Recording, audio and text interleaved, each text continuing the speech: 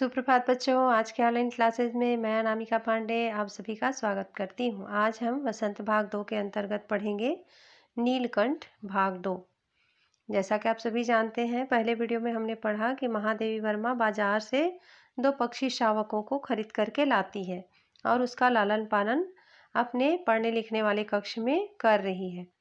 लेकिन उसको डर है कि वो जो एक बिल्ली पाली है चित्रा नाम की, वो उसे नुकसान ना पहुंचा दे। आज इसके आगे की क्लास के बारे में, इसके आगे का पैराग्राफ आज पढ़ेंगे। आइए देखते हैं महादेवी वर्मा क्या लिखती है। महादेवी वर्मा कहती है कि वैसे वह चूहों पर भी आक्रमण नहीं करती, परंतु यहाँ तो 2 सर्वथा अपरिचित पक्षियों की अनधिकार चेष्टा का प्रश्न था। उसके लिए दरवाजा बंद रहे और ये दोनों उसकी दृष्टि में। अरे गहरे मेरी मेज को अपना सिंहासन बना ले, यह स्थिति चित्रा जैसी अभिमानिनी मार्जारी के लिए असह्य ही कही जाएगी। लेखिका महादेवी वर्मा कहती है कि उसकी बिल्ली चित्रा है जो चूहों को भी नहीं मारती, चूहों के ऊपर भी हमला नहीं करती, पर इन 2 अपरिचित पक्षी शावक को देखकर शायद उन पर हमला कर दे, क्योंकि ये उनसे परिचित नहीं है। फिर महादेवी के कमरे में उनका अधिकार देखकर घमंडी बिल्ली, अभिमानी बिल्ली, शायद उसके लिए यह दृश्य असहनीय हो जाए और वह उन पर हमला कर दे। इसलिए महादेवी वर्मा दरवाजा हमेशा बंद रखती है। इस पैराग्राफ में आए कठिन शब्दार्थ: आक्रमण अर्थात हमला, सर्वथा अर्थात हर तरह से, अनधिकार अर्थात बिना अधिकार के, चेष्टा अर्थात प्रयत्न, अभिमानी अर्थात घमंडी, मार्जारी अर्थात मादा बिल्ली, असहाय अर्थात असहनीय। अगला पैराग्राफ देखते हैं। महादेवी वर्मा कहती है कि जब मेरे कमरे का कायाकल्प चिड़िया खाने के रूप में होने लगा, तब मैंने बड़ी कठिनाई से दोनों चिड़ियों को पकड़कर जाली के बड़े घर में पहुंचाया, जो मेरे जीव जंतुओं का सामान्य निवास है। दोनों नवागंतुकों ने पहले से रहने वालों में वैसा ही कौतूहल जगाया जैसा नववधू के आगमन पर परिवार में स्वाभाविक है।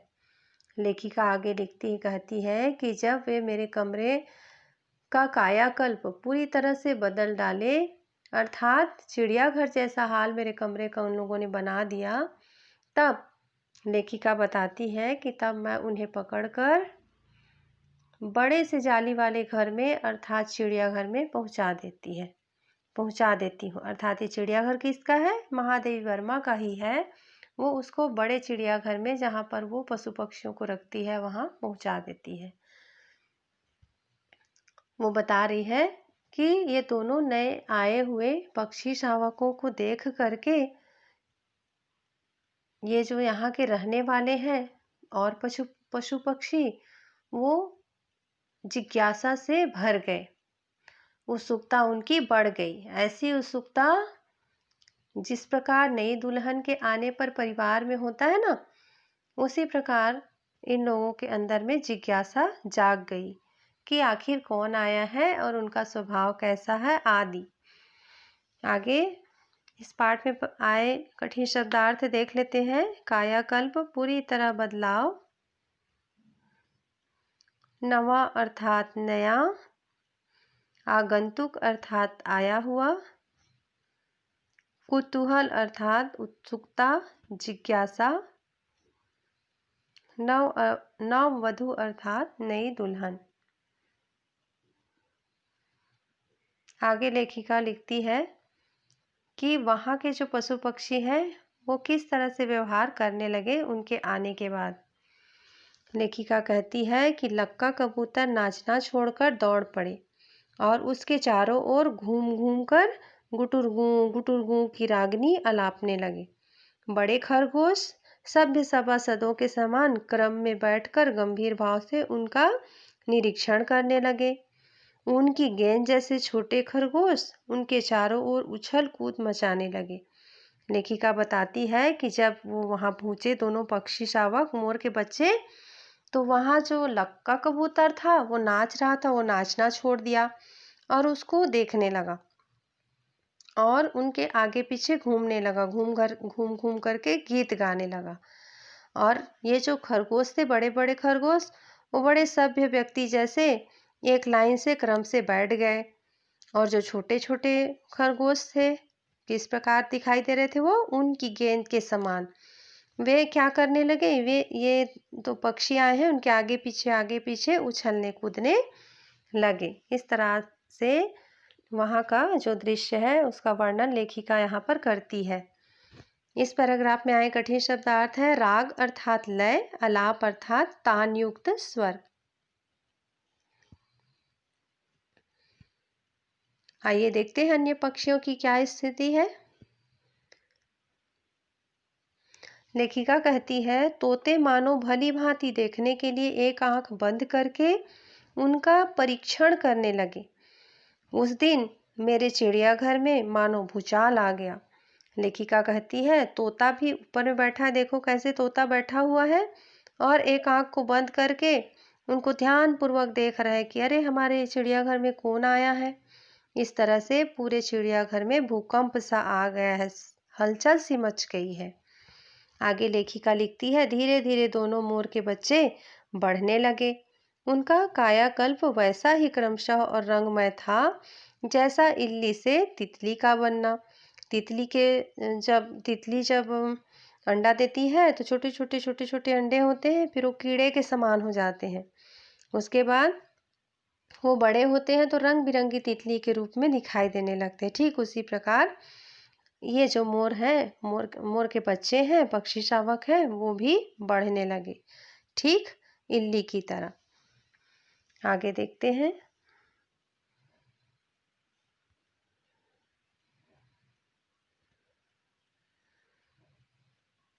आगे लेखिका लिखती है, वो कहती है कि मोर के सिर की कलगी और सघन, ऊंची तथा चमकीली हो गई।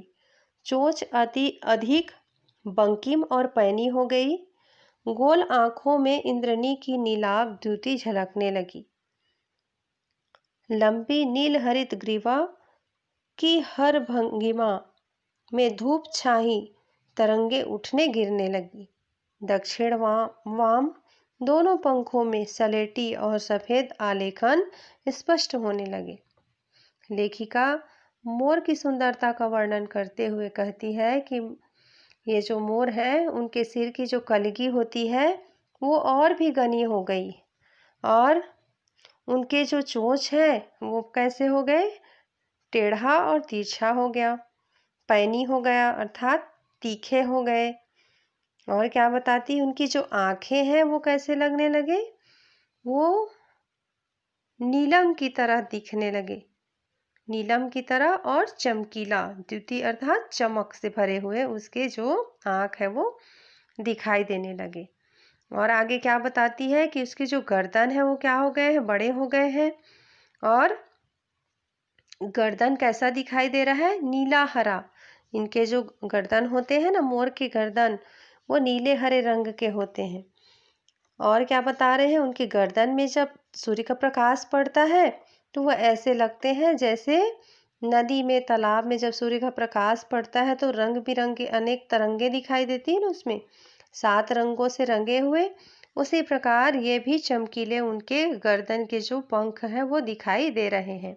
दक्षिण वाम अर्थात राइट एंड लेफ्ट साइड, उनके पंखों के जो साइड है, दोनों साइड क्या बना हुआ है, रेखा बना हुआ है। कैसे रंग का, सिलेटी रंग का और सफेद रंग का।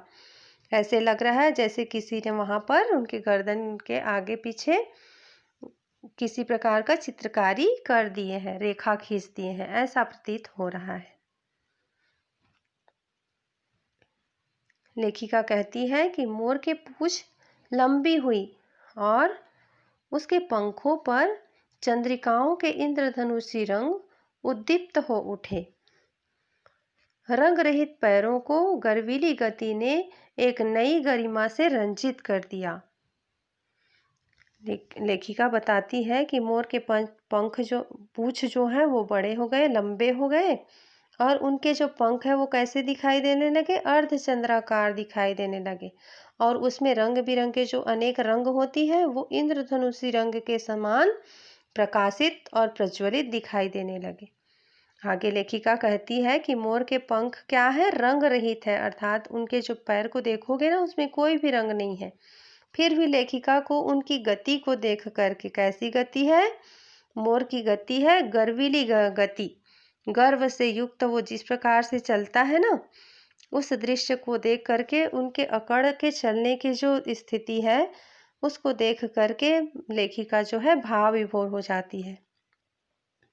आगे वो बताती है कि उसका गर्दन ऊंची कर देखना, विशेष भंगिमा के साथ उसे नीची कर दाना चुगना, पानी पीना, टेढ़ी कर शब्द सुनना आदि और क्रियाओं में जो सुकुमारता और सौंदर्य था उसका अनुभव देखकर ही किया जा सकता है, गति का चित्र नहीं आंका जा सकता।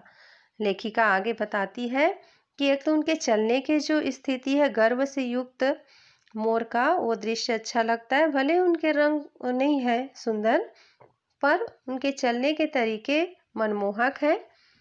अब आगे बताते हैं कि वो उनकी जो गर्दन ऊंची करके देखना, ऐसे ऊपर उठा उठा करके जो देखते हैं मोर लोग, वो दृश्य, उनके जो आव भाव है, वो सारा चीज़, उनका दाना पानी चुगना, पानी पीना, फिर टेढ़ी कर करके शब्द को सुनना, किसी की आवाज़ आए तो टेढ़ी कर लेना सिर को, आदि अनेक जो उनकी क्रियाएं हैं, वो सुंदर कोमल उनकी जो सुकुमारता युक्त दृश्य है, मनमोहक दृश्य है, उसको देखकर लेखिका कहती है कि इनकी जो गति है, इनकी जो सुंदरता है, उसको देखकर ही समझ सकते हैं, हम अनुभव कर सकते हैं।